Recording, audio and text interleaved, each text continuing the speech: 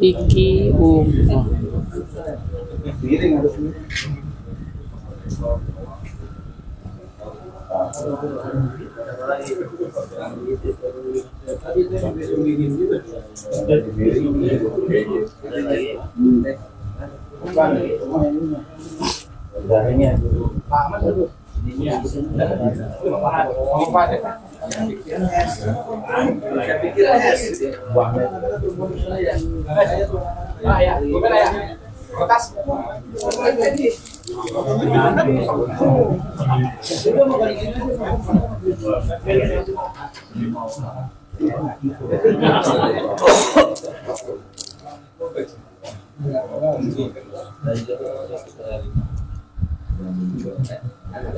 Saya lagi serak. Gantiin orangnya. bercanda Pak Ustadz. Baca pura-pura baca. Udah hatam tuh buku-buku PDF sebenarnya. Buku-buku pabrik hatam sih kerjaan dari mak enggak. Cuma pura-pura aja. Kalau SOP hatam. Enggak ini mah enggak. Kemarin enggak ada ini sih bisa ya. Masih di jalan. Si kajian dua biasanya di pabrik ya. Side job biasa, freelance job.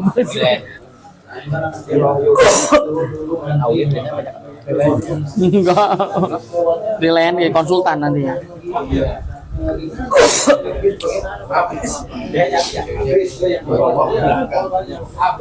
Wah, berebut jahe.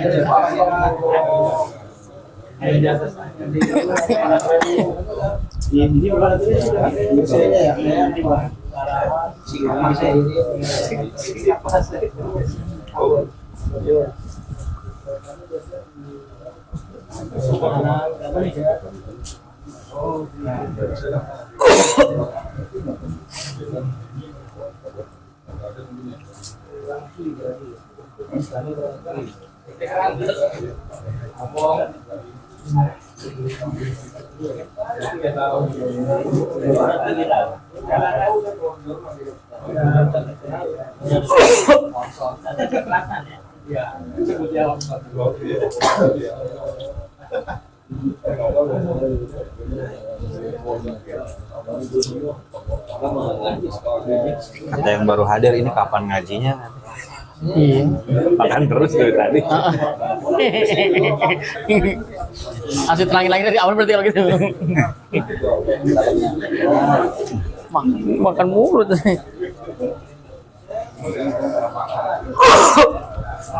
Mau kan disimpan di mana? Tulisin Pak Egi. Ya udah hadir semua belum? Hah?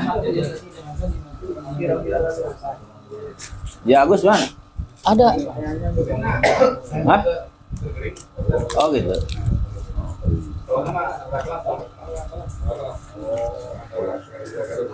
Oh no berarti Pak. Oh ya. Mulai ya. Ayo yang makan aja ya. Ini mah pengajian yang makan dulu, Pak. Makan dulu prosedurnya. Ada SOP-nya. SOP-nya makan dulu. Iya. Kalau makannya belakangan pada ini mulu gitu. Buru-buru, pada pengen buru-buru. Ayo makan dulu sini mah ngajinya.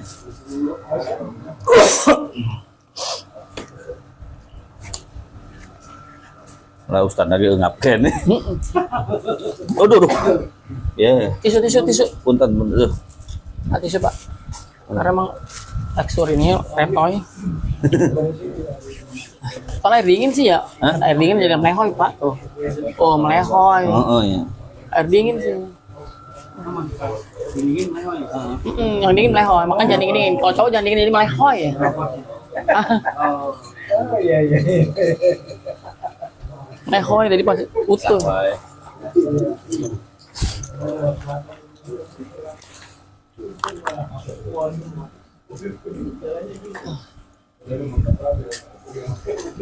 Plastik sampah kan? Sama juga. Sini aja Pak Ustadz sampahnya. Oh ya.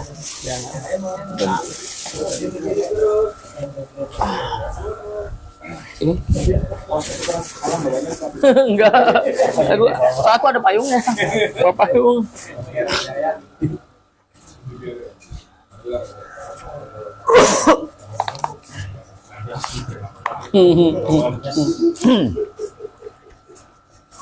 Lo ya. Assalamualaikum warahmatullahi wabarakatuh. Waalaikumsalam warahmatullahi wabarakatuh. Alhamdulillahi ala ihsanih wa syukru lahu ala taufiqihi wa amtinani wa ashhadu an la ilaha illallah wahdahu la syarika lah ta'ziman li sya'nih wa ashhadu anna Muhammadan abduhu wa rasuluhu ad-da'i ila ridwani. Allahumma salli wa sallim wa barik ala sayyidina Muhammad wa ala alihi wa ashabihi wa ikhwani. Allahumma nawwir qulubana bi nuri hidayatika. Amin. Kama nawwartal arda bi nuri syamsika. Amin. Abadan bi rahmatika ya arhamar rahimin. Amin. Rabbana zidna ilman nafi'a. Amin. Warzuqna fahma wasi'a. Amin. Wa amalan mutaqabbala. Amin. Ya Allah, berikan kami ilmu yang bermanfaat. Amin. Lindungi kami dari ilmu yang salah. Amin. Lindungi kami dari niat yang salah. Amin. Lindungi kami dari amal yang salah. Amin. Amin ya rabbal alamin. Bapak-bapak yang dirahmati oleh Allah Subhanahu wa taala, alhamdulillah, puji syukur kehadirat Allah Subhanahu wa taala. Di malam hari ini kita bisa berkumpul dalam rangka acara rutinan, yaitu kuliah fikih. Alhamdulillah, berkat rahmat, taufik dan hidayah serta sehat, nikmat walafiat dari Allah Subhanahu wa taala, kita bisa berkumpul kembali. Tema pengajian pada malam hari ini yaitu atas permintaan Sohibul Bait, temanya yaitu fikih umroh. Berhubung Sohibul Bait ini mau umroh, jadi sekalian mengadakan pengajian kuliah fikih, sekalian syukuran umroh. Kita doakan mudah-mudahan Sohibul Bait menjadi haji umroh yang mabrur. Amin. Di perjalanannya lancar. Amin. Selamat. Amin. Urusannya dimudahkan. Amin. Pulang kembali sehat walafiat. Amin. Rezekinya melimpah. Amin. Hidupnya bahagia. Amin. Dunia dan akhirat. Amin. Amin ya rabbal alamin.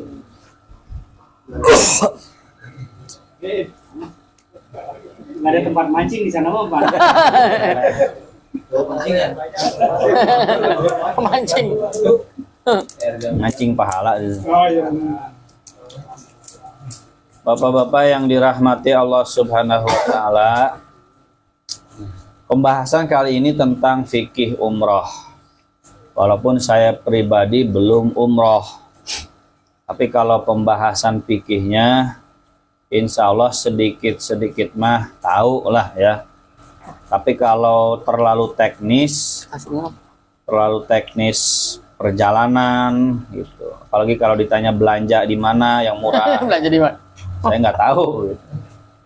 Tapi kalau secara fikihnya insya Allah sedikit-sedikit mah tahu gitu. Ini berhubung pembahasannya cukup banyak ya, tidak mungkin selesai dalam satu malam, tidak mungkin selesai dalam 1 jam 2 jam. Jadi mohon maaf kalau pembahasannya tuh tidak terlalu mendalam.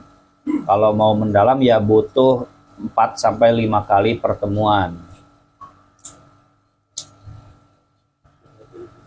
Yang pertama kita akan bahas tentang pengertian umroh. Nah, untuk membaca ya, untuk menghemat suara saya, itu sudah kita siapkan jubir ya. Jubirnya untuk menghemat suara saya. Dipersilahkan kepada Pak Bina untuk membaca. Baik, terima kasih Pak Ustadz atas kesempatannya. Tes. Pengertian umroh. A. Definisi umroh. Secara bahasa, umroh dalam bahasa Arab maknanya adalah ziyaroh atau ziyaroh atau berkunjung. Ada juga yang mengatakan maknanya adalah al-qasdu atau menyengaja. Nah, jadi umroh itu tulisannya ain mim ro ta marbutoh. Secara bahasa etimologi artinya adalah az-ziyarah. Maknanya adalah berkunjung. Ada juga yang mengatakan secara makna bahasa yaitu al-qasdu. Maksudnya adalah menyengaja berkunjung. Itu secara bahasa. Lanjut. Adapun umroh secara istilah syar'i menurut Imam Ibnu Hajar Al-Haytami dalam kitab wafat 974 Hijriah. Dalam kitab Tuhfatul Muhtaj fi Syarhil Minhaj wa syarah qasdul Ka'bati linusuk. Umroh menurut istilah syar'i adalah menyengaja atau mendatangi Ka'bah untuk melaksanakan ritual ibadah tawaf dan sa'i. Nah, umroh menurut istilah yang disampaikan oleh Al-Imam Ibnu Hajar Al-Haytami. Beliau ini ulama mazhab Syafi'i, wafat 974 Hijriah. Jadi dalam mazhab Syafi'i itu Ibnu Hajar ada dua, ada Ibnu Hajar Al-Asqalani, ada Ibnu Hajar Al-Haytami. Dua-duanya ulama besar dan dua-duanya bermazhab Syafi'i. Walaupun beliau ulama itu loh, ulama asli gitu ya. Tapi mazhabnya adalah Syafi'i. Nah, beliau mengatakan dalam kitabnya Tuhfatul Muhtaj fi Syarhil Minhaj.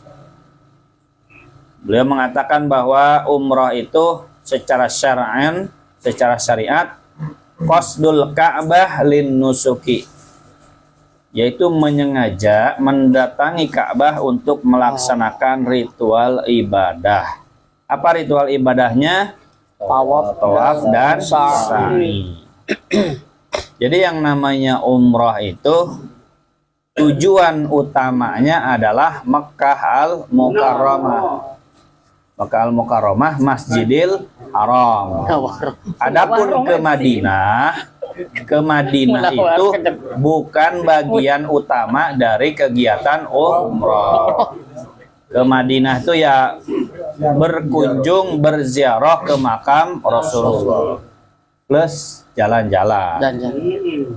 Inti umrah mah adalah Masjidil Haram. Semua kegiatan umrah ada di Masjidil Haram. Tawaf, sa'i, jadi Masjidil Haram, tahallul juga. Nah, di Madinah mah ziarah ke makam Nabi sama jalan-jalan itu. Bukan umrohnya, itu mah ya masa dari Indonesia jauh-jauh gitu ya. Masa cuma ke Mekah doang gitu kan. Lanjut. B. Dalil-dalil tentang umroh. Sebenarnya banyak sekali dalil-dalil yang berkaitan dengan masalah umroh.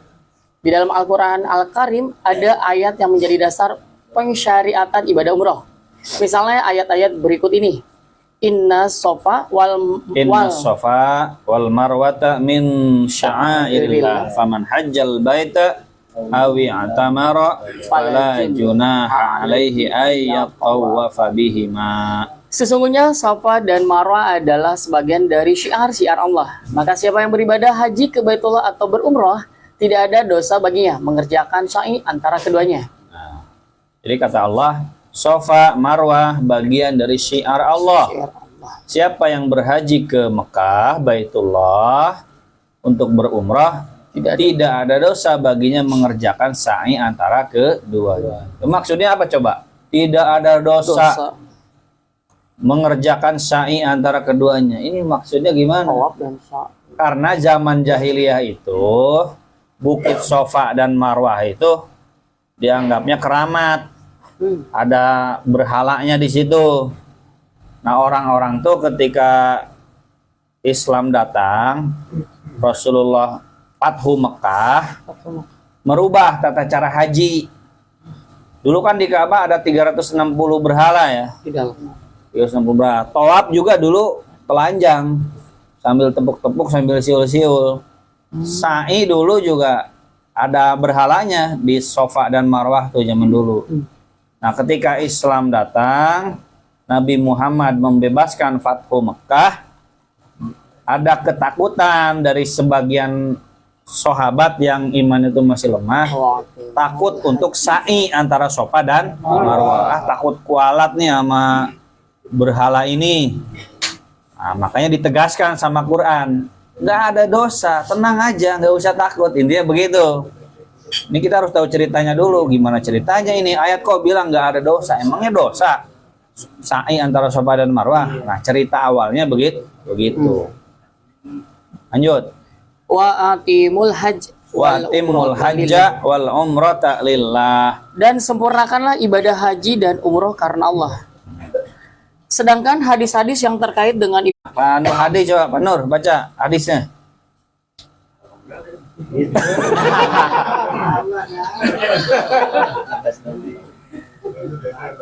Abi Hurairah radhiyallahu anhu qala Rasulullah sallallahu alaihi wasallam al-umratu ilal umrati kafaratun lima bainahuma wal hajju mabrur laisa lahu jazaa'un ilal jinnah. Ya, terus. Dari Abu Hurairah radhiyallahu anhu berkata, Rasulullah Shallallahu alaihi wasallam bersabda, dari satu umroh ke umroh yang lainnya menjadi penghapus dosa di antara keduanya, dan haji yang mabrur tidak ada balasan baginya kecuali surga. Nah, kata Nabi, dari satu umroh ke umroh lainnya menjadi penghapus dosa. Jadi ini hadis tuh bisa diambil kesimpulan umroh berkali-kali dalam satu hari itu boleh. Umroh berkali-kali. Karena kan umroh itu durasinya tuh cuma 4 jam. Yang utamanya ya, itu tawaf 7 kali sama sa'i sama tahallul itu paling 4 jam. Gitu.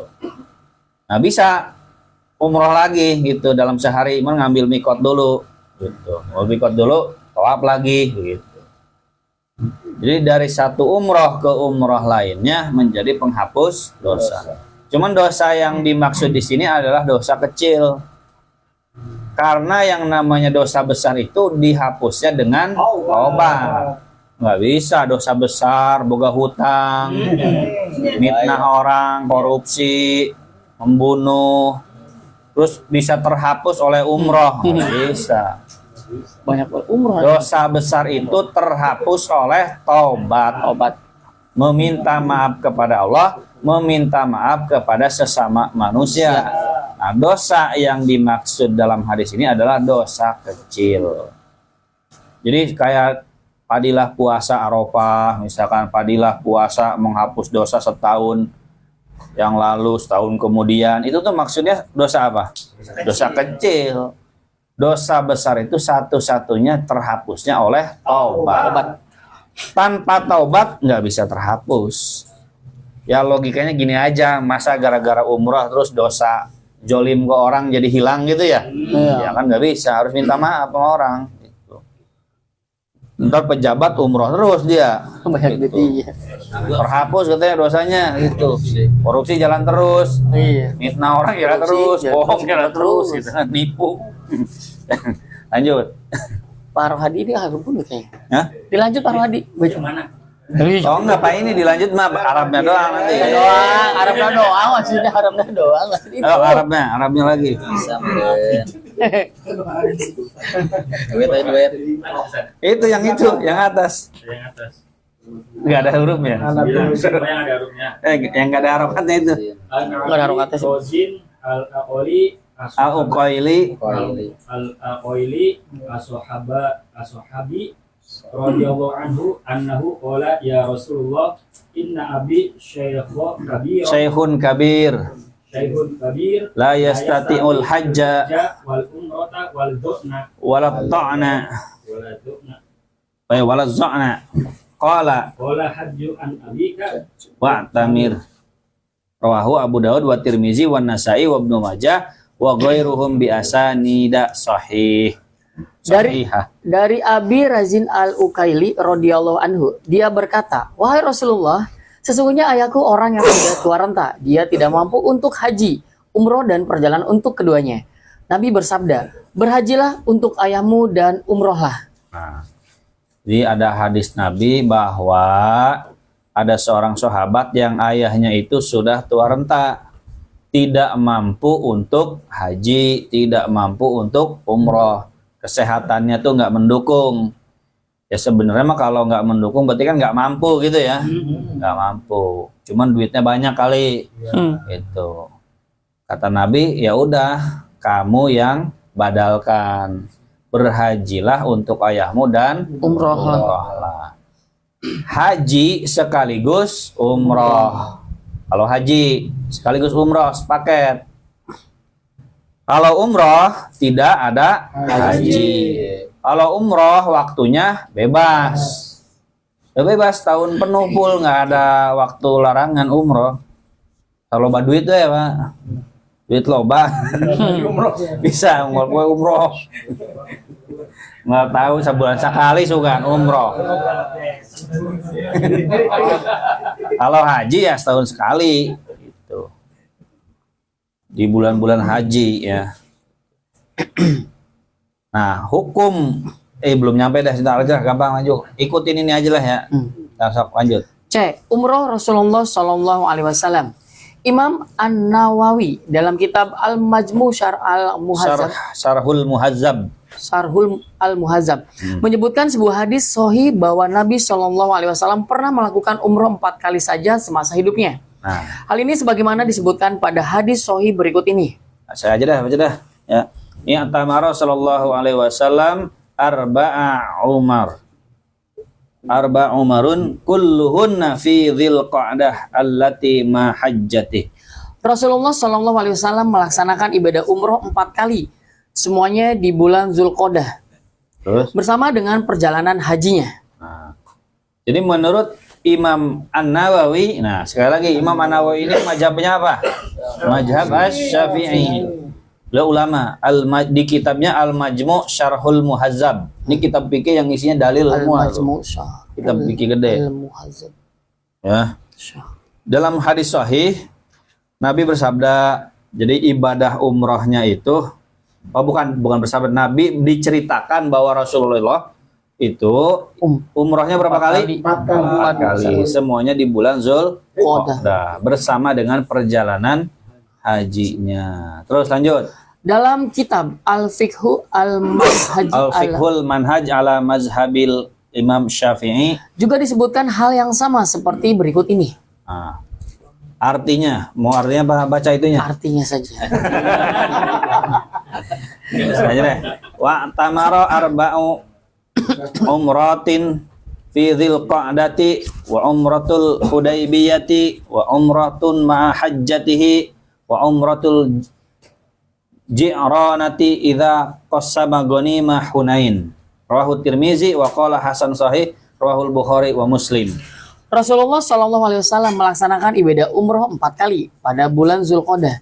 Umroh Al-Hudaybiyah, umroh bersamaan dengan haji beliau, dan umroh Al-Ju'ronah ketika membagi ghanimah perang Hunain. Terus qala al-Imam Nawawi rahimahullah fi syarhihi li Muslim, kanat ihdahunna fi dzil qa'dati amul Hudaybiyah sanatun sittun minal hijrati wasaddu fiha fatahallalu wahasibat lahum umrah wa thaniyatu fi dzil qa'dati wa hiya sanatu sab'in wa hiya umratul qada wa thalithatu fi dzil qa'dati sanatu thamanin wa hiya amul fathi warabi'atu ma hajjatihi. Kemudian Imam An-Nawawi mengatakan dalam kitab Syarah Muslim, pertama umrah Nabi Shallallahu Alaihi Wasallam pada bulan Zulqa'dah tahun Hudaybiyah tahun 6 Hijriah.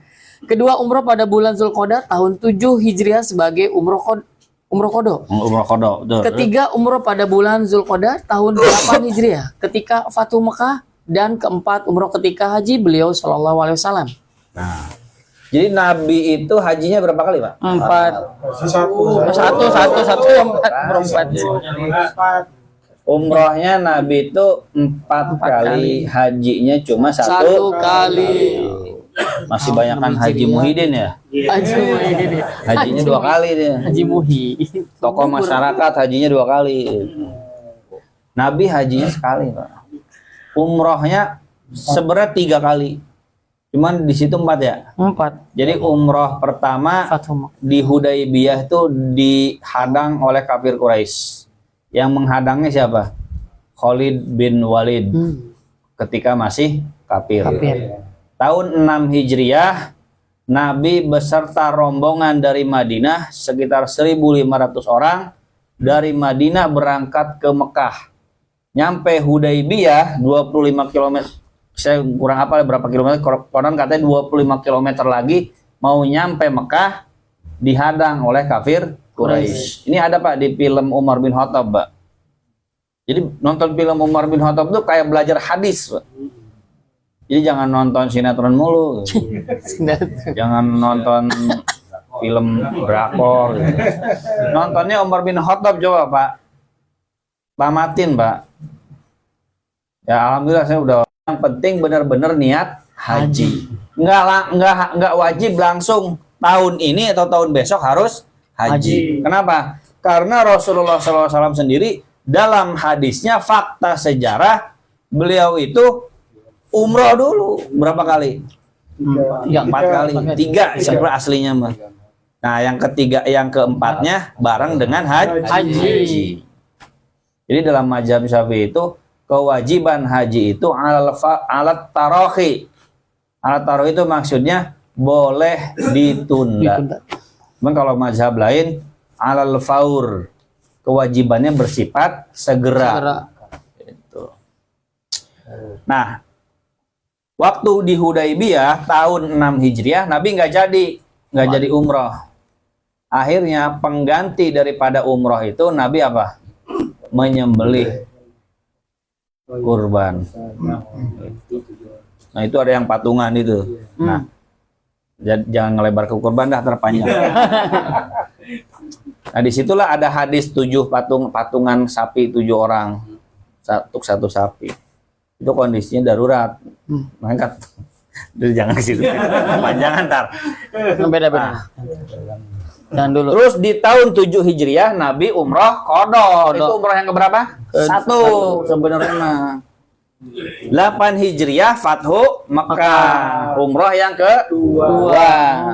Nah, di tahun keempatnya, ke-9-nya beliau haji wada.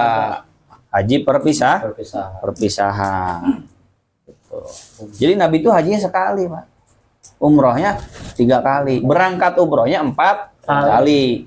Jadi Berangkat umrohnya 4 kali. ya, Jadi umrohnya 3 kali. Hajinya 1 kali. Gitu. Lanjut. Bab 2, hukum umroh menurut 4 mazhab. Para ulama berbeda pendapat mengenai hukum umroh bagi yang sudah mampu untuk menjalankannya. Menurut mazhab Syafi'i dan mazhab Hambali, umroh hukumnya wajib bagi yang sudah mampu melaksanakannya. Nah, menurut mazhab Syafi'i dan Hambali, umroh itu hukumnya wajib. Seumur hidup sekali. Terus Artinya, jika ada orang yang sudah mampu pergi umroh tetapi tidak mau melaksanakannya, maka dia berdosa.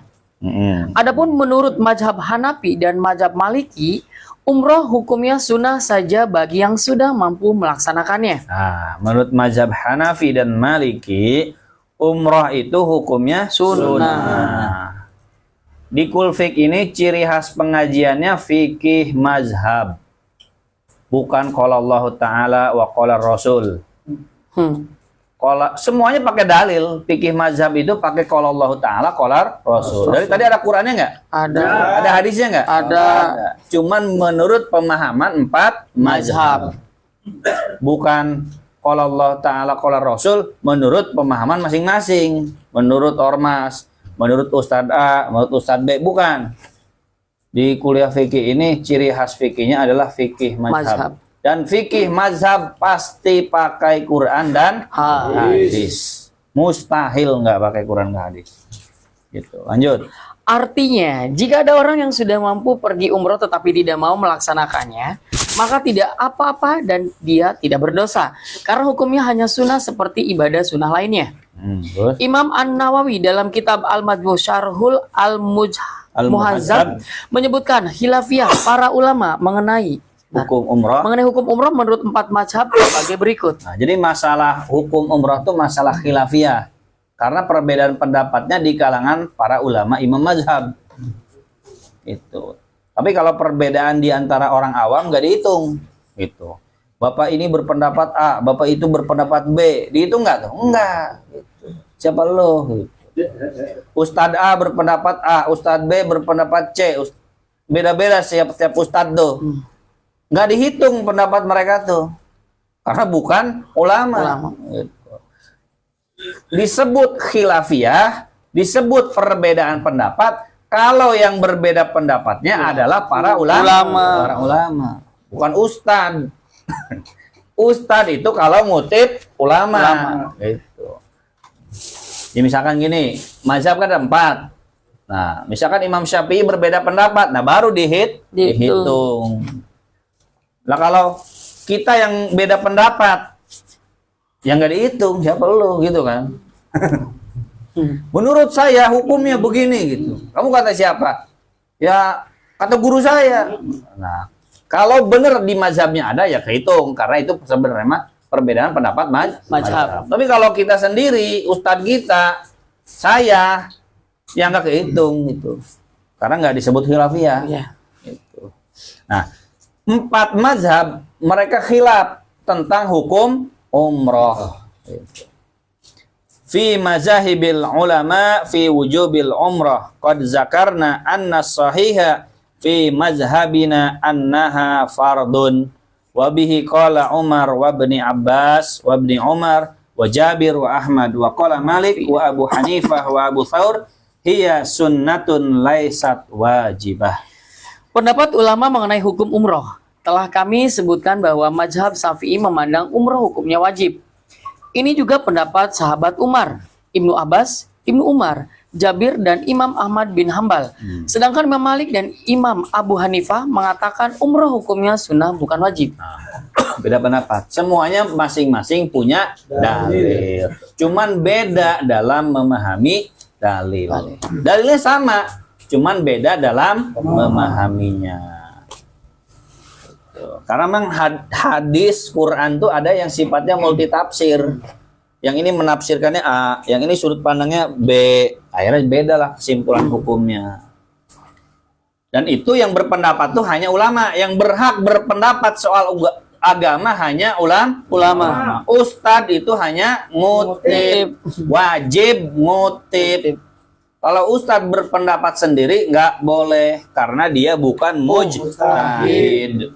Ini penting nih, cara berpikir seperti ini nih. Jangan dikira ustadz itu berpendapat menurut dia, bukan. Ustadz itu berpendapat wajib mengutip ulama. Kenapa wajib mengutip ulama? Karena yang berhak memahami Quran dan Sunnah hanyalah mujtahid. Mujtahid itu siapa? Orang ulama yang betul-betul paham Quran, paham Sunnah, paham usul fikih, paham tafsir, paham bahasa Arab, paham nahwu syaraf, paham ilmu Quran dan lain sebagainya. Pak Bina apal berapa hadis? Inna amalu biniyat. Jadi kalau ada ustadz berpendapat, kalau mau tahu, tanyakan, Tad ngutip dari mana? Kalau mau tahu rahasianya ya. Setiap ustadz berpendapat wajib tanyakan ngutip pemahaman ini dari mana? Ulamanya siapa? wajib itu. Cuma kan kita nggak enak nanyanya kan gitu kan. Tapi kalau sesama ustadz bisa nanya, antum ngutip pendapat ini hukumnya wajib, makruh, mubah dari mana? Jangan jawab qala Allah Ta'ala, qala Rasul. Itu kata siapa pemahaman itu? Gitu. Lanjut. Umroh wajib sekali seumur hidup. Setiap orang yang tinggal di Indonesia tentu sangat mendambakan bisa pergi umroh bolak-balik tiap tahun atau tiap bulan bahkan tiap minggu. Namun umroh yang wajib dikerjakan sebenarnya hanya sekali saja dalam seumur hidup. Selebihnya jika ingin umroh lagi maka hukumnya hanya sunnah saja. Nah, jadi umroh yang pertama ini kita nih kan mazhab Syafi'i umumnya. Berarti umroh wajib itu yang pertama. Nah, yang keduanya umroh sunnah.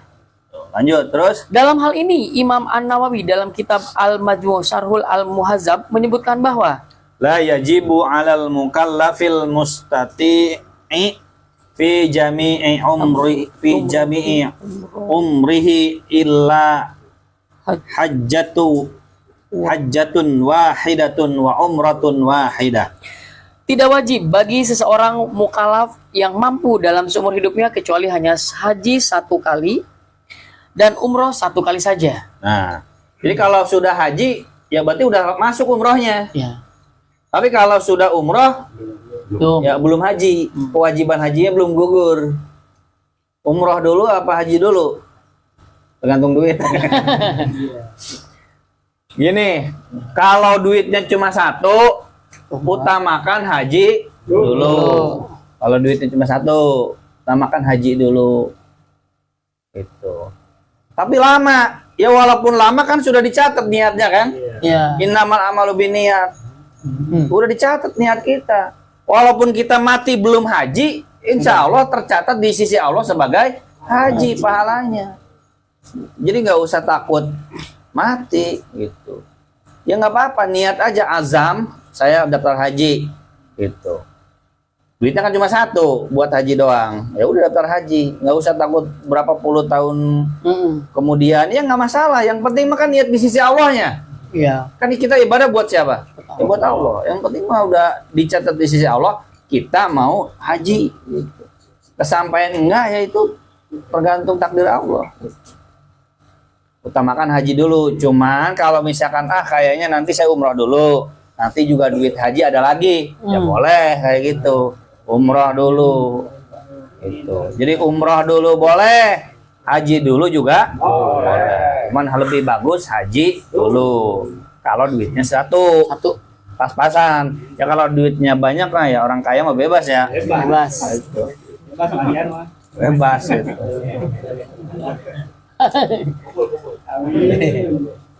Jadi maksudnya gini, yang sudah daftar haji, duitnya pas-pasan, jangan dicabut tuh, dibatalin, terus milih umroh, jangan. Itu, nggak usah takut, ya kan kelamaan haji, bukan soal lamanya, soal niatnya. Walaupun nggak haji kan di sisi Allah udah ketahuan kita haji, niat haji. Gitu. Jangan dicabut. Teruskan itu haji. Kalau ada duit ya sekalian juga umroh. Nunggu haji terus umroh. Nah kalau nunggu haji duit umroh nggak ada ya udah terus nunggu haji aja. Terus lanjut. Hadisnya Pak Ustaz. Mana hadisnya? Aduh mana sih alamat? Umroh berkali-kali ya. Langsung artinya aja deh biar cepat. Adapun hukum masalah ini Imam Syafi'i dan para ashab mengatakan bahwa semua tahun itu adalah waktu untuk melakukan umroh. Maka boleh ihram di setiap tahun dan tidak makruh hukumnya walaupun di bulan-bulan haji. Dan juga tidak makruh melakukan umroh 2 kali atau 3 kali dalam setahun atau juga dalam 1 hari. Bahkan dianjurkan melakukan umroh berkali-kali menurut pendapat kami mazhab Syafi'i tanpa ada khilafiyah. Jadi memang umrah berkali-kali dalam 1 hari, dalam 1 tahun berkali-kali itu menurut mazhab lain makruh. Kalau mazhab Syafi'i mah dalam sehari boleh umrah berkali-kali kalau sanggup. Ini bayangannya orang Mekah di sana, orang Mekah itu habis umroh lagi sehari 2 kali gitu. Dalam sebulan 4 kali itu nggak makruh, nggak masalah. Cuman dalam mazhab lain memang makruh. Dalam rentang setahun umroh 2 kali itu makruh menurut mazhab lain. Mazhab selain Syafi'i itu. Ya kalau kita mah bukan makruh sih, nggak ada duitnya juga gitu. Iya. Tapi dalam mazhab Syafi'i mah ya semakin sering umroh semakin bagus gitu. Lanjut. Hukum umroh untuk orang lain. Ada kasus beberapa orang ingin pergi melakukan umroh, tapi umroh yang dilakukan bukan untuk dirinya, akan tetapi umroh tersebut untuk orang tuanya atau keluarganya. Apakah boleh hal semacam ini? Menurut mazhab Syafi'i, hukumnya boleh jika memang yang melakukan umroh tersebut sudah pernah pergi umroh. Namun jika orang tersebut belum pernah umroh sama sekali, tiba-tiba mengatasnamakan umrohnya untuk orang tuanya, maka hal ini tidak boleh atau tidak sah umrohnya untuk orang lain. Nah, boleh badalin umroh dengan syarat yang membadalkan sudah pernah umroh. Gitu. Ya. Kan nikah itu boleh diwakilkan, Pak, bukan cuma wali nikah doang yang boleh diwakilkan, pengantin laki-lakinya juga boleh mewakilkan. Mewakilkan masuk. Boleh. Ini masih Serius ini. diwakilkan. Kan yang sering diwakilkan tuh wali nikah ya. Lah pengantin laki-lakinya juga boleh diwakilkan, akadnya diwakilkan, bukan itunya. Akadnya. Iya. Itunya masa diwakilkan. Diwakilkan itu. Boleh. Misalkan nih, Boleh Pak Gojan. ini misalkan Mau pengantin diwakilkan? laki-lakinya di Mesir, pengantin perempuannya di Arab Saudi, misalkan. Nah, pengantin laki-laki mewakilkan ke yang di Indonesia, ke walinya, ke bapaknya, gitu. Nah, si perempuan yang di Saudi ini sama-sama mahasiswa ceritanya, mewakilkan ke bapaknya juga yang di Indonesia. Nah, udah dua-duanya akad tuh, wakil dengan wakil. Gitu. Ya, cuma kan ngewakili sama yang udah nikah gitu kan. Iya. Nah, kalau ngewakilin sama teman, sama buat gua aja katanya. Iya. Maksudnya apalagi perempuannya cakep juga kan. Udah lah, gak usah diwakilin katanya. Saya aja. Nah, umroh juga begitu, Pak, kira-kira maksudnya. Ya, mau ngebadalin umroh, ya dia udah umroh belum? Kalau dia sudah umroh, boleh ngebadalin orang lain. Nah, kalau dianya belum, gimana mau ngebadalin umroh? Dianya aja belum umroh. Lanjut. Dalam hal ini Imam An-Nawawi dalam kitab Al-Majmu' Syarhul Al-Muhazzab menyebutkan bahwa Imam Syafi'i dan para ashab mengatakan tidak boleh bagi orang yang belum pernah haji atau umroh kemudian mengatasnamakan haji dan umrohnya untuk orang lain. Jika tetap dilakukan, maka haji dan umrohnya tidak sah untuk orang lain, namun sah sebagai haji dan umroh dirinya sendiri. Nah, malah haji buat dirinya kalau dia orang yang ngebadalinnya belum umroh.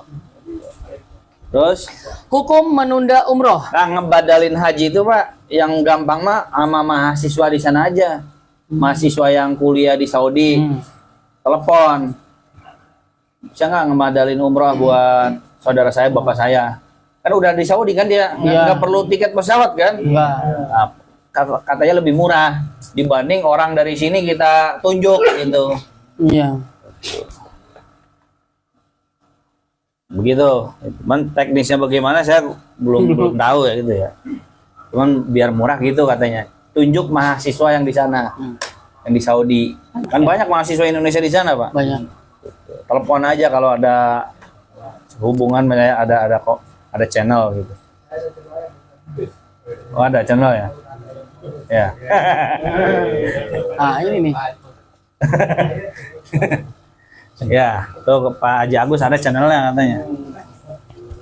Lanjut, terus. Bagi orang yang sudah mampu untuk melakukan umroh dari segi biaya dan kemampuan fisik namun dia tidak kunjung pergi umroh juga, bagaimana hukumnya? Apakah dia berdosa?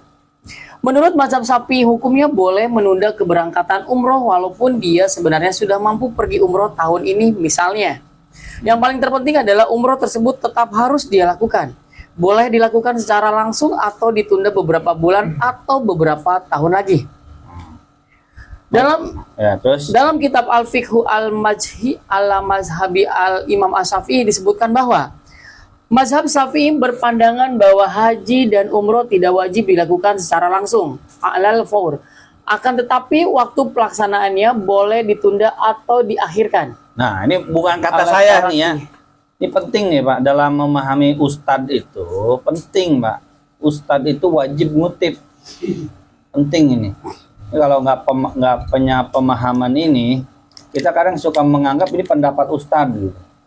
Bukan pendapat ustadz. Ustadznya ngutip gitu. Ya emang ngomongnya ustadz emang, cuma ngutip. Cuma ada juga ustadz yang nggak ngutip gitu. Nggak tahu dia dapat dari mana gitu. Ada juga gitu. Nah, bukan kata saya ya. Dalam kitab Al-Fiqhul Manhaji ala Mazahibil Imam Asy-Syafi'i ya, berkata mazhabus Syafi'i rahimahullahu taala annal hajja wal umrata la yajibani 'alal faur bal yasihhu ta'khiruhuma. Mazhab Syafi'i berpandangan bahwa haji dan umrah tidak wajib dilakukan secara segera. Jadi kalaupun kita sudah wajib umrah, wajib haji, misalnya tahun 2024 ini dapat duit 1 triliun. Amin. Jadi kan wajib umrah ya. Triliun. Wajib haji tahun depannya kan. Pas musim haji. Nah, menurut mazhab Syafi'i nggak wajib tahun ini juga, nggak wajib tahun besok, nggak wajib tahun depannya, boleh ditunda. Dalilnya apa? Dalilnya apa yang dilakukan oleh Rasulullah Shallallahu Alaihi Wasallam. Bukan kata Imam Syafi'i, bukan. Beliau pakai dalil. Paham ya? Jadi kalau kita bermazhab itu bukan fanatik orang, bukan. Kita tuh hanya sekedar menitipkan pemahaman Quran, menitipkan pemahaman sunnah kepada ulama. Kan kita baca Quran paham nggak? Enggak kan? Enggak kan? Boro-boro paham gitu, masih belepotan bacanya. Iya. Boro-boro ini maksudnya apa, hukumnya apa, nggak ngerti kan? Nah kita nitipin, ini maksudnya apa sih, hukumnya apa sih? Nitip paham. Apa sih kata mazhab Syafi'i? Oh hukumnya wajib, oh hukumnya haram, udah kita percaya aja gitu Pak. Dan mereka ulama yang paham Quran dan Sunnah gitu. Nah, jadi menurut mazhab Syafi'i gitu, kewajiban itu boleh ditunda karena Nabi itu haji itu di tahun ke-9 Hijriyah, 6 Hudaybiyah, 7 umroh qada, 8 Fathu Makkah, 9 baru haji wada. Padahal kan bisa haji ya di tahun ke-7 waktu umroh qada, tapi nggak haji malah umroh qada. Nah ini yang dipahami oleh mazhab Syafi'i. Tapi mazhab lain berpahaman beda ya silakan. Yang memahaminya kan ulama juga kan gitu ya. Iya. Gitu. Lah kita ini siapa gitu. Kita mah tinggal milih, saya percaya ini gitu aja sih. Tinggal milih bebas.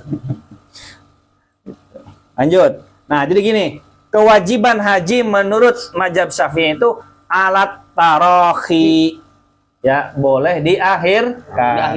Sedangkan mazhab lain, 3 mazhab lain alal faur, harus disegerakan. Nah ini paling cocok buat travel umroh.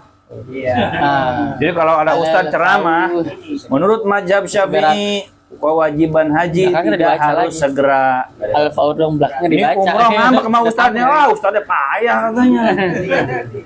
Ustadz ngomongnya jangan gitulah. Langsung aja bilang wajib segera gitu, ntar keburu mati. Gitu.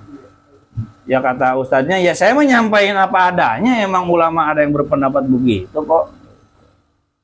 Ini para pemilik travel tuh nggak suka nih kalau fatwa mazhab Syafi'i yang ini. Cuma kita hanya menyampaikan ya gitu ya. Setuju nggak setuju ya terserah sih.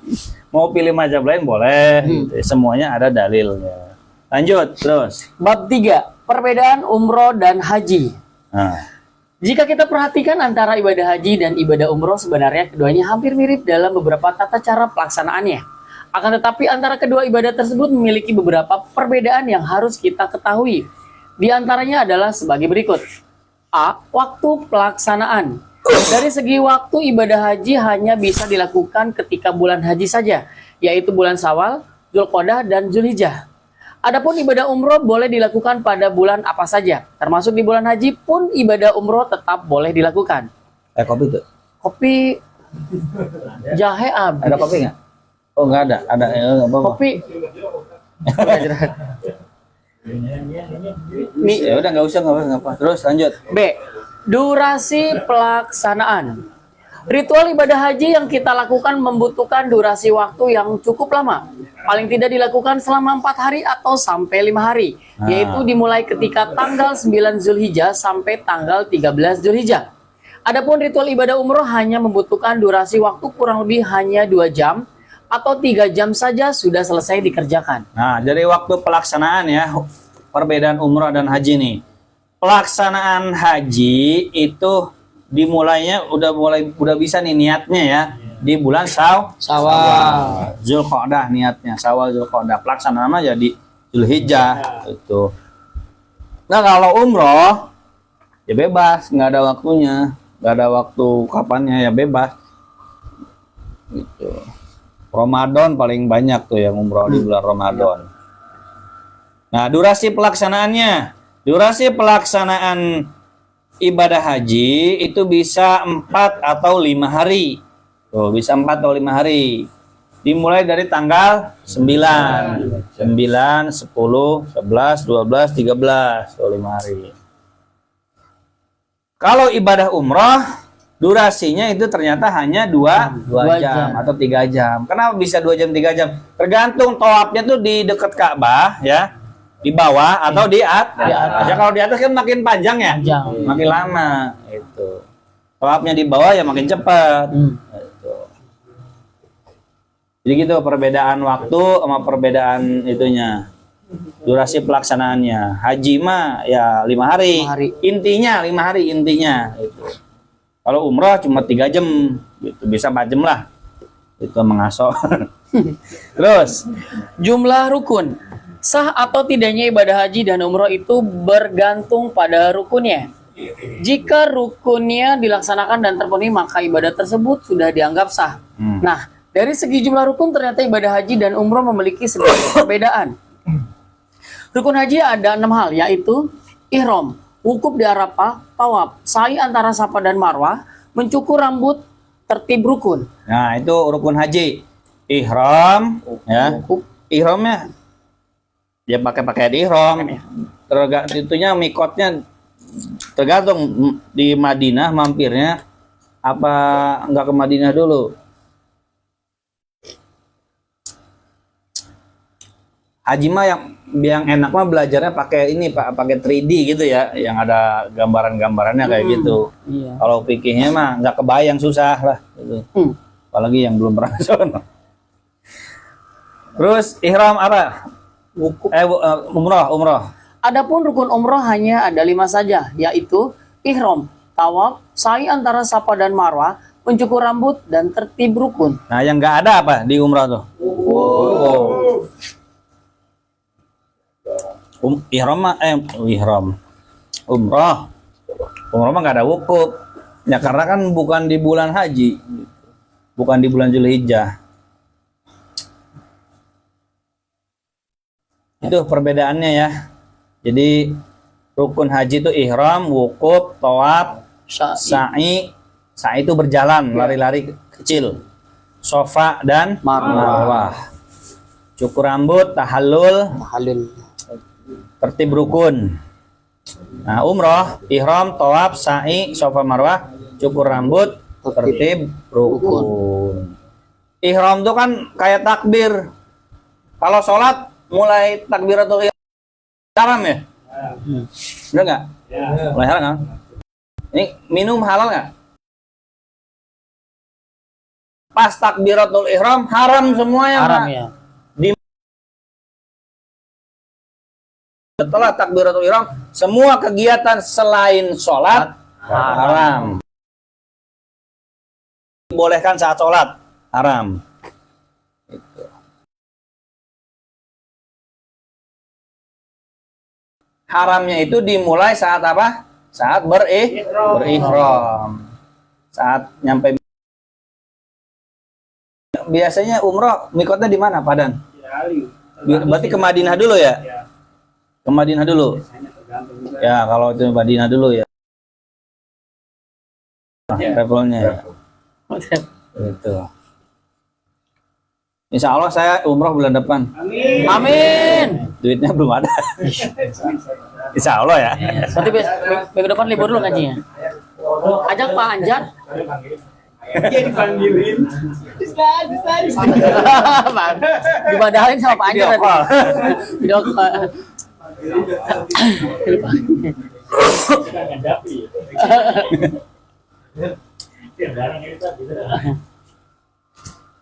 Terus lanjut.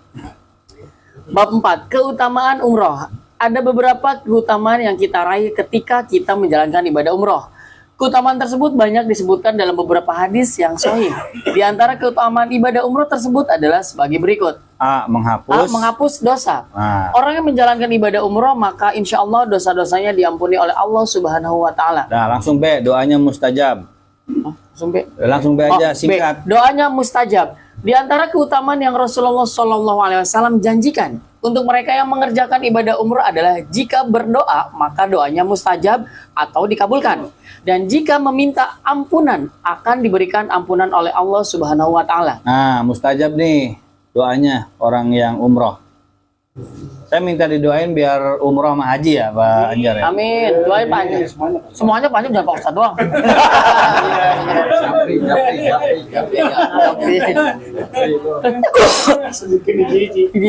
Ada terakhir mana terakhir? Kasihin. Doanya mustajab. Man mintanya jangan kayak yang di video di Facebook teh fulus. Harusnya mintanya katanya ampunan, minta dijauhkan dari neraka, dimasukkan ke surga. Jangan malah fulus. Ada kan tuh ya di Aduh. Anjar ulah ngadoa iya nya hayang dua. Ada apa? 2 kali umrohnya.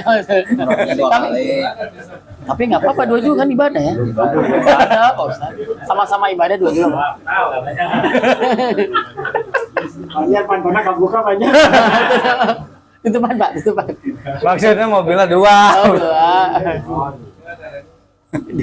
Lanjut. Dasarnya adalah karena orang mengerjakan ibadah umroh tidak lain mereka menjadi tamu Allah Subhanahu wa Ta'ala. Maka sebagai tuan rumah, pastilah Allah Subhanahu wa Ta'ala akan memberikan pelayanan yang terbaik buat sang tamu. Dan pemberian yang terbaik adalah berupa dikabulkannya doa serta diterimanya ampunan. Nah, Lanjut lanjut ya, aja. ke yang C. Umroh Ramadan. Bukan, yang ini tuh. Mana? Ada 3 doa yang mustajab. Mana nih? Mana halaman 22. Oh ini. Ada 3 doa yang mustajab dan tidak ada keraguan lagi mengenai hal itu. Yaitu doanya orang yang terzolimi, doanya orang yang dalam perjalanan atau musafir, dan doanya orang tua untuk anaknya. Nah, ada 3 orang yang doanya mustajab menurut hadis riwayat Tirmizi, menurut Rasulullah nih. 1 doanya orang yang terzolimi. Jadi hati-hati Pak, kalau menjolimi orang. Nah, orang yang dizolimi itu kalau berdoa, doanya mustajab. Hati-hati ya. Terus doa orang yang dalam perjalanan. Kenapa coba? Musafir itu doanya mustajab. Karena musafir zaman dulu itu menderita Pak. Sekarang mah Menderita. Musafir zaman dulu tuh. Bahkan safar itu menurut ulama disebutnya qit'atun minal azab. Sepotong daripada siksaan. Jadi orang safar itu zaman Nabi itu disebutnya qit'atun minal azab. Mendapatkan sepotong daripada azab. Kenapa? Karena ketika orang jadi musafir, dia kan berjalan di padang pasir, kelaparan, haus, panas, tersesat, bisa dibunuh orang, dirampok, jadi budak, bener nggak? Iya. Dicuri hartanya. Jadi zaman dulu tuh musafir itu makanya mustajab. Ya kalau ngebayanginnya zaman sekarang, naik pesawat enak gitu ya. Ini mustajab dari mananya gitu kan? Mungkin kita bisa berpikir ke situ. Di perjalanannya aja enak. Ya tentu safar yang menurut syariat. yaitu 80 kilometer. Jadi menurut fikih itu umumnya, penting ya, umumnya mayoritas ulama mazhab berpendapat yang namanya jaraknya 80 kilometer. Bahkan dalam mazhab Syafi'i 88,9 kilometer. Dalam mazhab Syafi'i. Dalam mazhab meter Hambali 80 kilometer. Jadi kalau ada fikih nah itu pendapat lemah. Macam. Pendapat lemah yang tidak perlu dianggap. Masa iya musafir cuma 6 kilo? Dari sini ke JNE itu Pak, tempat saya kerja, itu 6 kilo Pak. Saya udah jadi musafir gitu Pak. Itu kalau bulan puasa tuh bisa nggak puasa gitu Pak, musafir gitu. Tinggal di kodo aja gitu. Sholat boleh dijama sama kosor gitu. Pantesan di Resinda banyak yang pada makan bulan puasa. Musafir.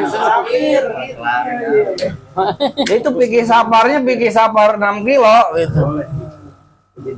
Itu pendapat yang tidak dianggap, pendapat yang kalau dalam pendapat ulama qaul dhaif itu. Ya. Karena mayoritas jumhur ulama yang namanya musafir itu ya orang yang penuh derita, kira-kira begitulah ya, gampangnya. 80 km, 89 km ke atas.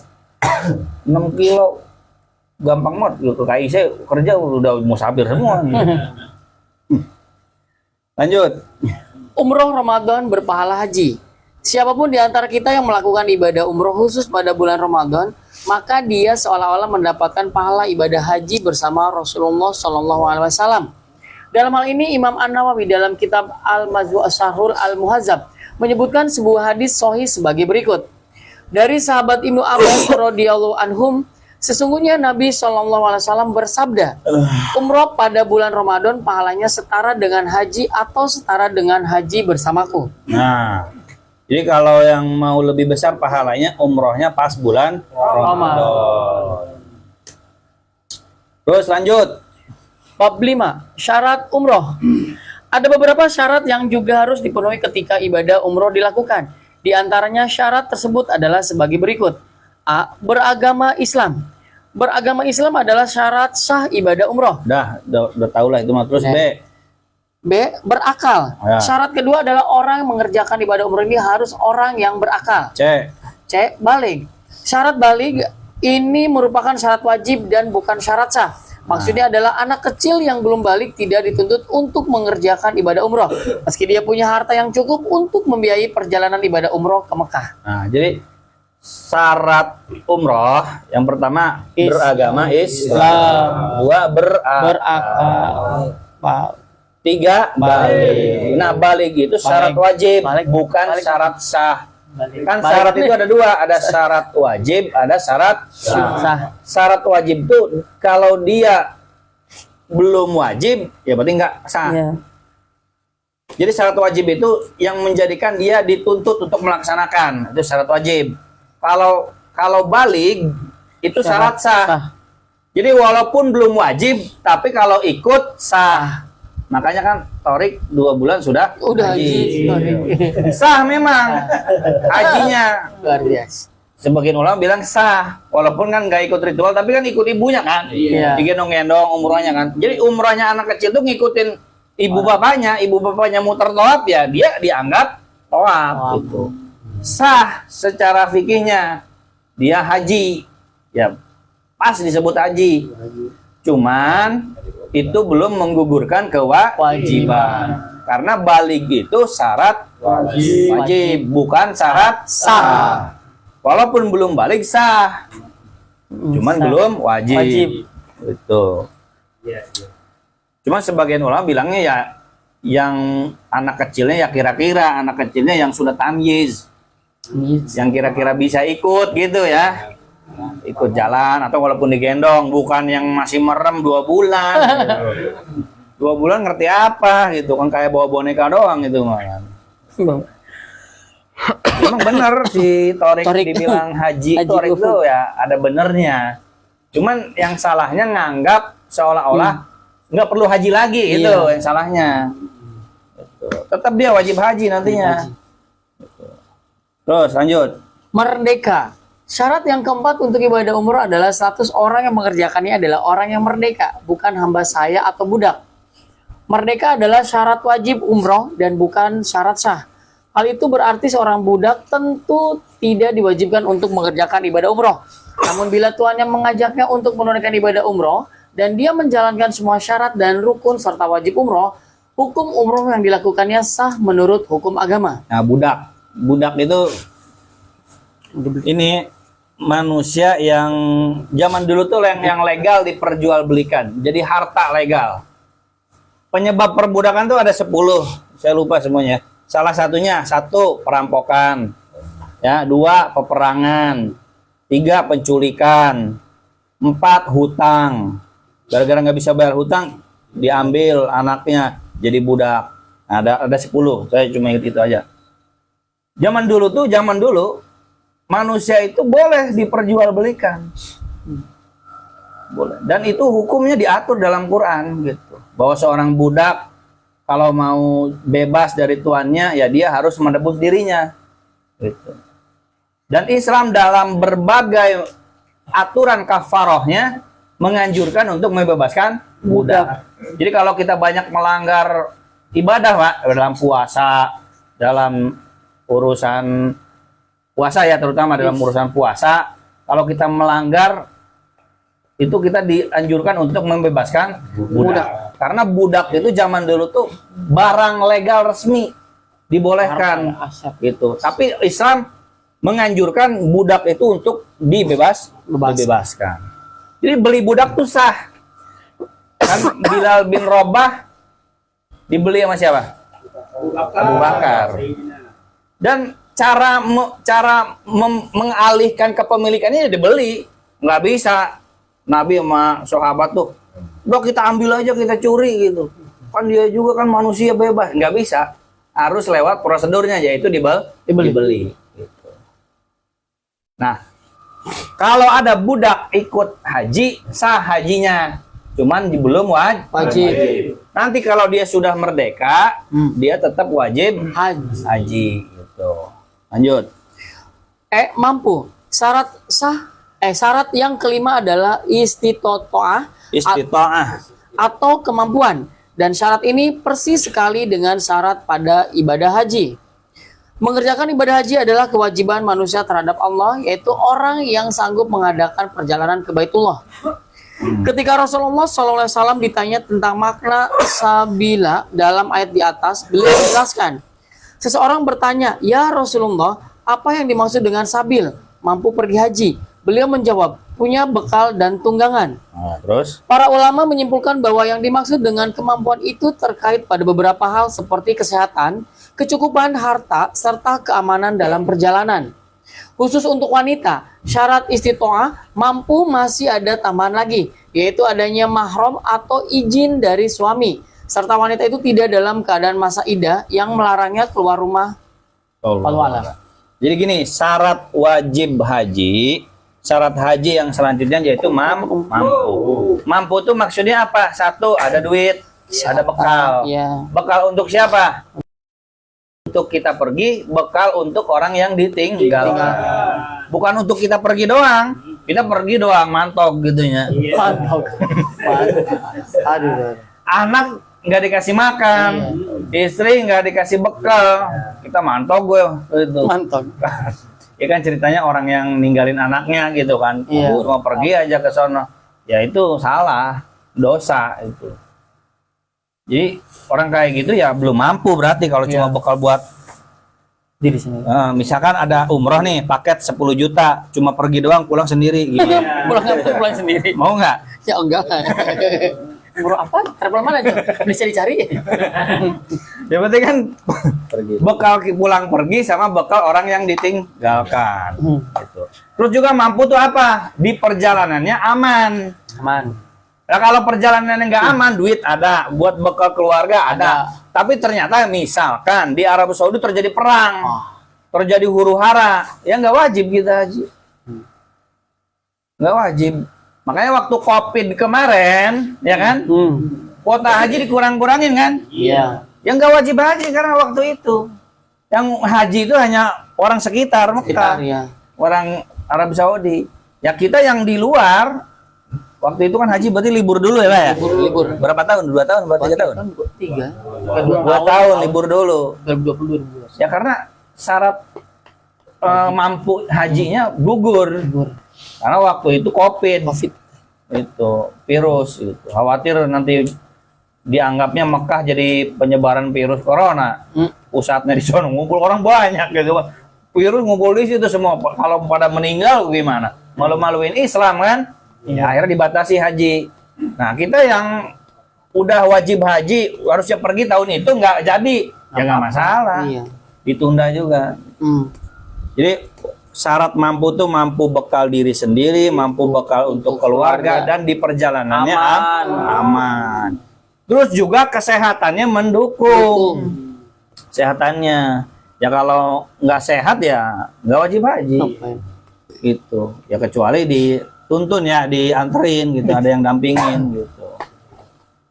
Kan ada orang yang bisa haji itu gara-gara ngedampingin.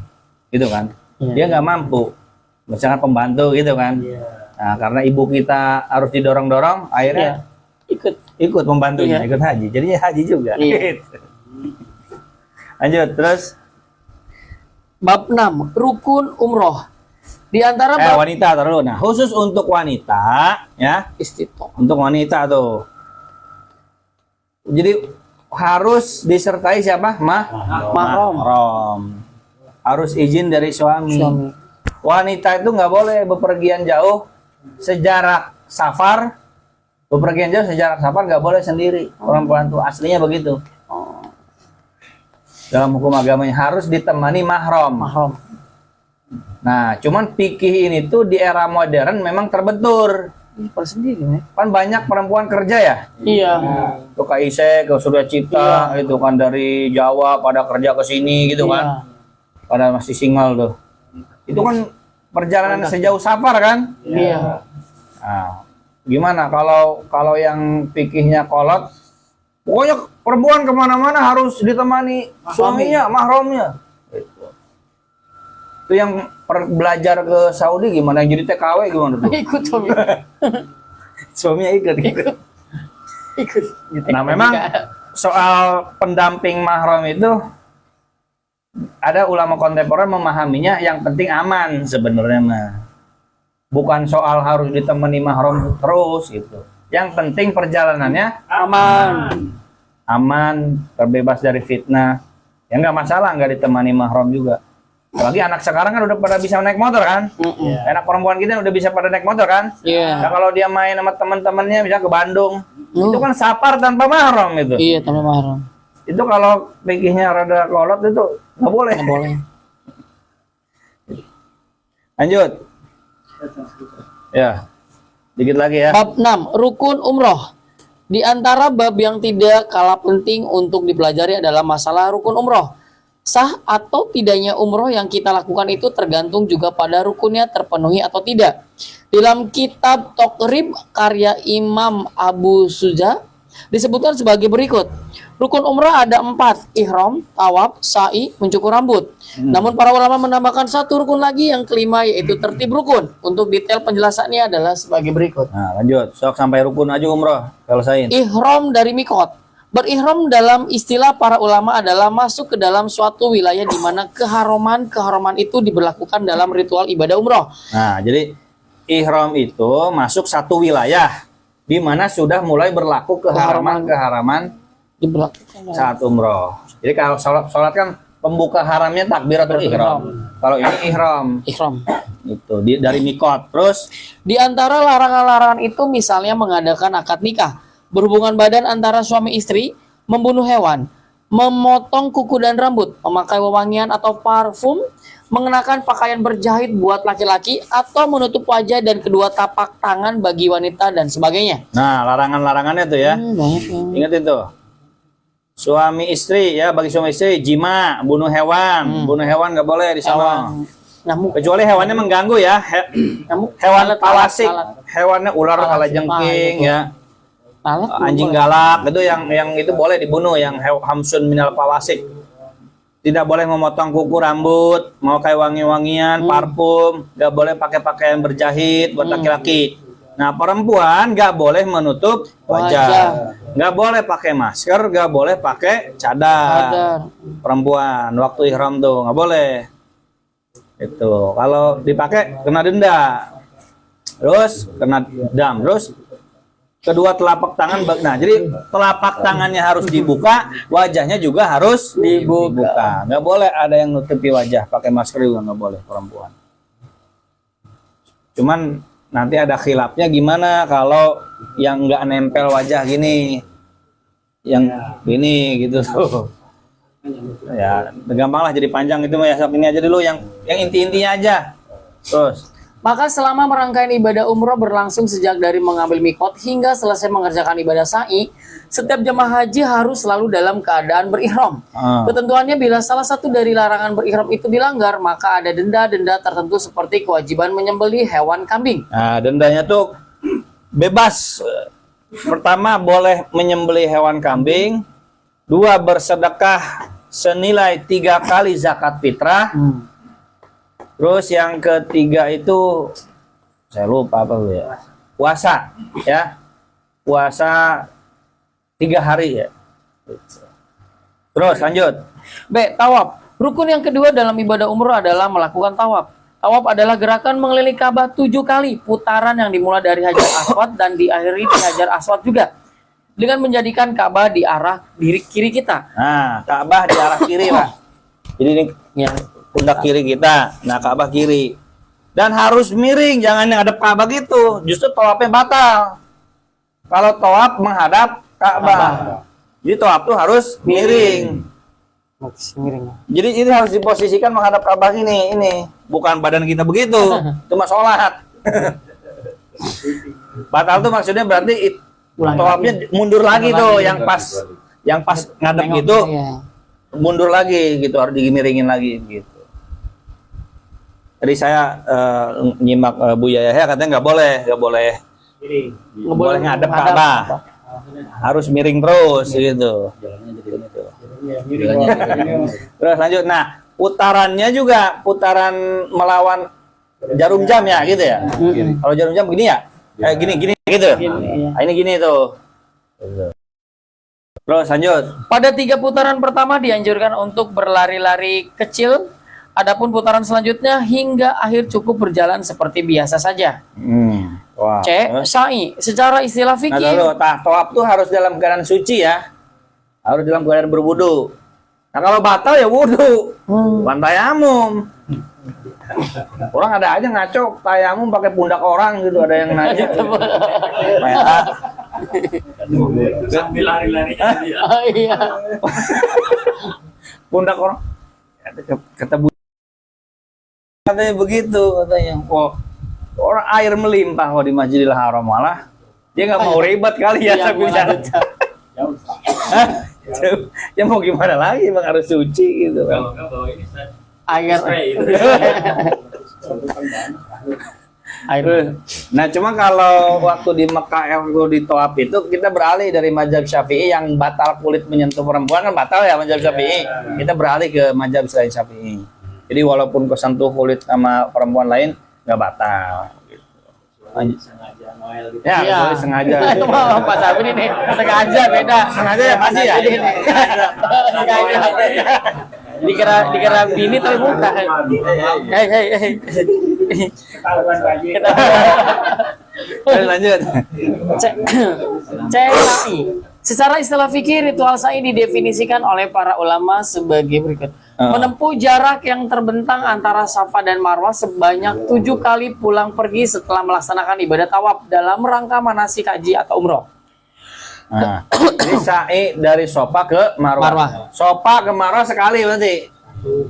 Marwah ke Sofa. Jadi Sofa ke Marwah sekali.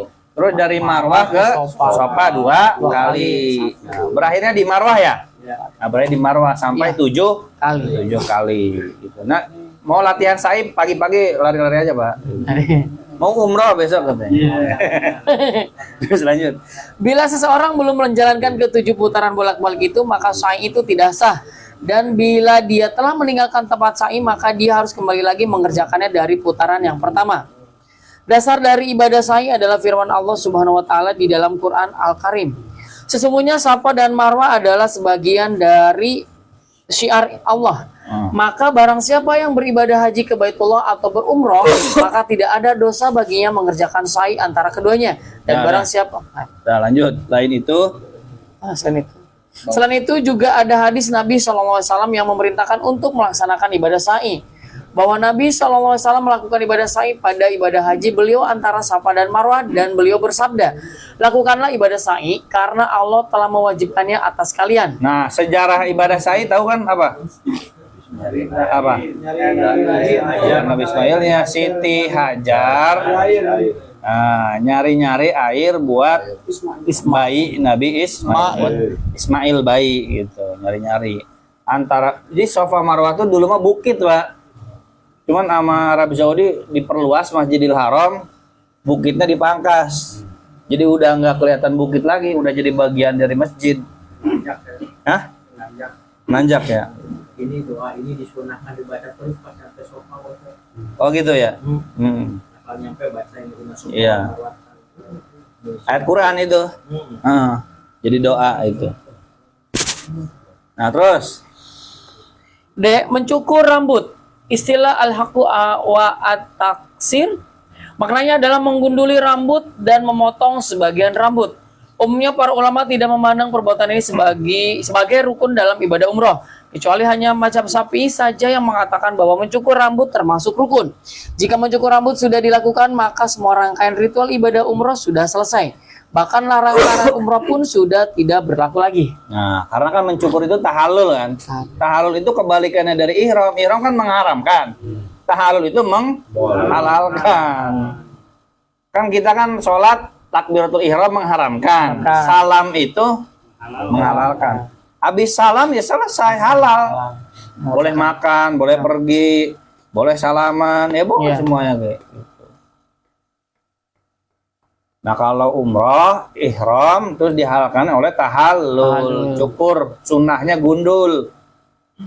Nah, Pak Anjar digundul kan, Tan? Digundul. Insyaallah. Terus, tertib rukun. Tertib rukun maksudnya adalah keempat rukun yang kita sebutkan di atas tadi harus dilakukan secara berurutan. Artinya tidak boleh melakukan rukun tersebut dengan cara dibolak-balik seperti misalnya melakukan sa'i dulu baru tawaf. Hal yang seperti ini tidak diperkenankan, wallahu alam. Nah, terus selanjutnya mah ini ya baca sendiri tuh, praktek tata cara Umroh. Ini teknisnya tuh. Teknisnya baca sendiri aja lah ya. Nggak cukup waktunya nih ya. Terus ada doa zikir umroh tuh. Halaman 39, doa dan zikir umroh. Tuh, doa ketika minum zam-zam. Doa ketika sa'i tuh. Halaman 42. Doa selesai sa'i, ada tuh doa selesai sa'i. Doa ketika cukur rambut, halaman 43. Terus yang ke-9, tempat-tempat ziarah. Mekah, Ka'bah. Terus dah baca sendiri. Jadi gini Pak, belajar kuliah itu di mana-mana nggak ada yang selesai sama ustadznya sama gurunya tuh satu kitab selesai. Nggak ada. Ustadznya ngasih misalkan halaman 500, kita tuh halamannya 500. Belajar sama guru tuh Syekh paling ya 100 halaman. Sisanya ya baca sendiri gitu, Pak. Mahasiswa tuh mandiri gitu. Apalagi ini kan udah lebih tua dari mahasiswa. Udah banggotan. Jadi mahasiswa. Jadi kalau misalkan Ustadz Iqbal materinya gonta-ganti, ya emang nggak bisa semua diselesaikan sebuku, Pak. Kalau mau diselesaikan sebuku ya jenuh juga, itu doang bahasannya. Terus nggak ada kemandirian, baca aja sendiri gitu, rajin baca, jangan baru baca 5 menit udah ngantuk gitu. Baca sendiri ya. Dah gitu, wallahu alam bishawab. Barangkali ada pertanyaan, dipersilakan terkait dengan umrah. Nanya jangan terlalu teknis ya, kalau teknis saya kurang begitu tahu. Ya. Kan tadi kan kalau kita udah dari niat haji misalkan tadi ya. Kan kalau walaupun waktunya lama jangan diambil uangnya gitu ya. buat yang lain tuh Oh. ada daftar gitu ya. Ah. Nah misalkan gini, pada waktu sehat orang tua udah daftar nih, udah daftar, habis itu kan dia sakit, stroke gitu ya. Habis itu kan dia ibaratnya kondisinya tidak memungkinkan untuk berangkat walaupun dipanggil gitu. Iya. Itu mendingan lanjut terus gitu sampai ibaratnya meninggal atau gimana gitu ya, sampai ada panggilan, atau baiknya gimana? Sakit-sakitnya apa sih? Stroke. misalkan. Oh, sakitnya stroke. Hajinya kapan? Belum tahu tuh panggilan, mungkin kalau Enggak, kira-kira kan stroke bisa aja. 15 tahun lagi gitu. Oh, ya nggak apa-apa, tunggu aja dulu. Ya kan masih lama. 12 tahun bisa aja kan panjang umur gitu. Kalau kata Bu Yaya Hema ya gitu. Emangnya mau cepat mati apa katanya? Tenang aja katanya. Husnuzon sama Allah. Iya. Insya Allah panjang umur. Yang penting kita udah niat. Iya. Kecuali ya hajinya tahun depan, Nah. ini stroke ya. Itu mah boleh lah ya diganti. Gitu. Apalagi meninggal. Nah, kalau 15 tahun lagi mah kelamaan bisa sembuh gitu. Lanjutkan aja. Jadi gini Pak, soal haji itu yang penting mah udah niat. Ya. Niat kita walaupun belum pergi itu sudah dicatat. Keburu meninggal, terus masalahnya di mana? Masalahnya di depan Allah ya, bukan masalah di depan tetangga ya. Di depan tetangga mah, waduh suami saya gitu kan belum kepanggil haji ini gitu kan. Di surah Yasinnya belum ada haji gelarnya. Oh, sudah sini. Mungkin di depan manusia mah kan belum hebat lah kesebutnya ya. Haji Yasin. Kan kita ibadah haji itu ke siapa kan? Ke Allah kan? Iya. Yang penting mah sudah niat. Enggak haji juga dianggap sudah haji di mata Allah mah. Kan Allah juga Maha tahu. Oh, meninggal duluan. Niatnya sudah ada, sudah dicatat di sisi Allah. Jadi jangan gara-gara lama terus kita cabut daftar hajinya. Enggak, terusin daftar hajinya. Daftar hajinya terusin, kalau ada duit silahkan umroh. Gitu. Ya. Khawatir kalau daftar hajinya dicabut, kita kan malah umroh doang kan? Iya. Nah, sementara hajinya kita belum melaksanakan, padahal kita pernah wajib haji. Gitu. Jadi umroh dulu boleh, umroh dulu, asalkan nanti berniat untuk haji. Cuman memang kita nggak tahu kondisi setiap orang, barangkali daftar hajinya dicabut, ya, terus dia umroh, terus dia mikir, ntar juga ada duit lagi untuk daftar haji, barangkali begitu. Atau dia barangkali ntar juga ada duit mau haji puroda gitu ya. Haji plus bisa plus. aja kan. Gitu. Gitu. Belum mati. Dan mengumpulkan uang untuk pergi haji itu nggak wajib ya. Nggak wajib. Nggak wajib itu bukan berarti jangan salah paham nih. Nggak wajib kita ngumpulin duit untuk pergi haji, nggak wajib. Cuma kalau mau ngumpulin itu lebih bagus, lebih baik.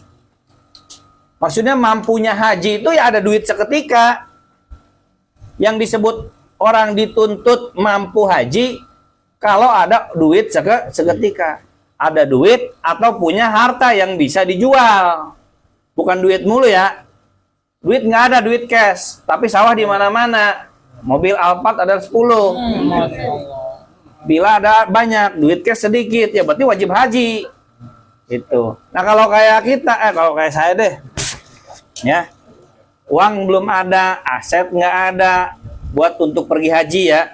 Gitu. Ya nggak wajib. Iya. Ya niat pasti.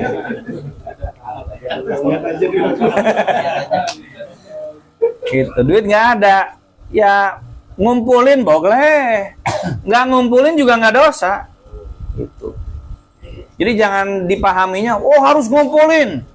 Kamu coba kalau nabung dari dulu, coba kalau nggak ngerokok dari dulu. Kamu ngerokok udah berapa puluh tahun? 20 tahun, coba bayangkan ya.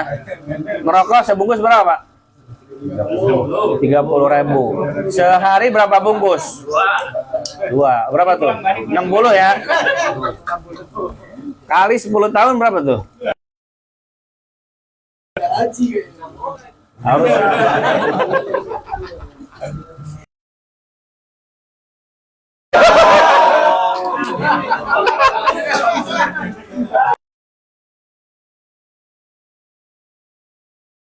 Ustaz nggak ngarepnya belum umroh gitu ya?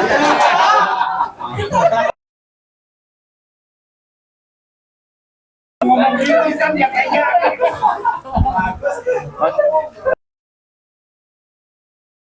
Nggak wajib, jangan dipahami wajib ngumpulin nabung buat umroh. Jangan, sebab ada yang salah paham seolah-olah wajib ngumpulin duit. Kalau nggak ngumpulin duit nggak nabung dosa. Nggak punya kalau nggak mampu diwajib-wajibin nggak bisa. Jadi kalau mau nah gitu aja boleh dilakukan berpahala, yang nggak dilakukan apa-apa. Ada lagi Pak? Satu apa?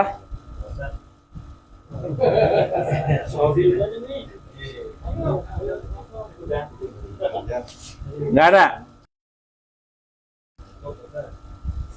Apa mau nanya? Oh cukup. Kan saya mau nanya.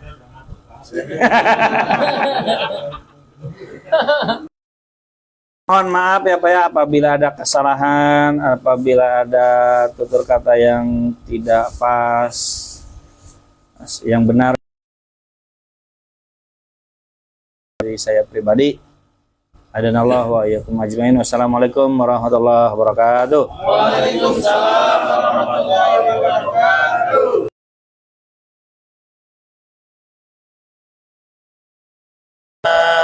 Bima lamtana Rabbi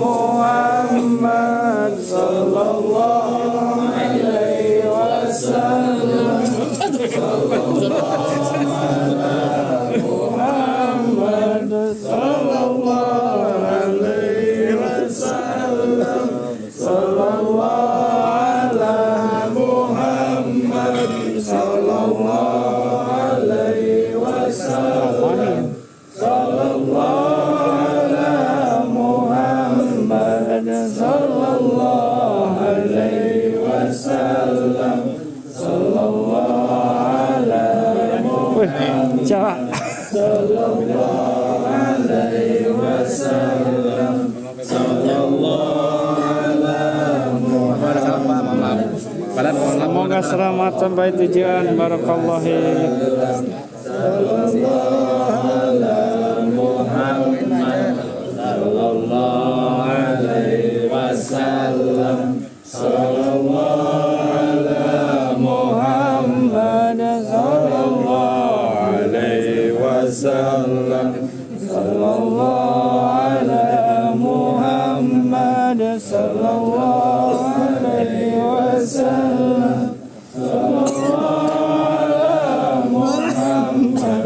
sallallahu alaihi wasallam, sallallahu ala Muhammad, sallallahu alaihi